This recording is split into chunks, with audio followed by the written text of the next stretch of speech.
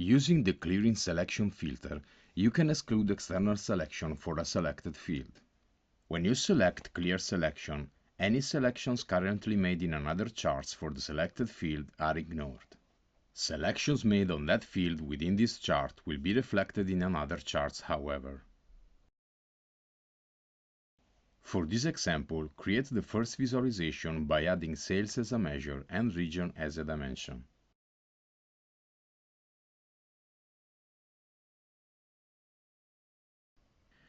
Then we add the region field under Filters. For this example, we do not want selections made in other chart for region to impact this chart. Select the Clear Selection option from the drop-down menu.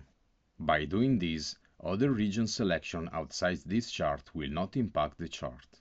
You can see that selecting the region in the table will not impact the sales per region donut chart that used the Clear Selection filter. However, if we make selection on that field within the donut chart, this will be reflected in other charts. And that concludes this video. Thanks for watching.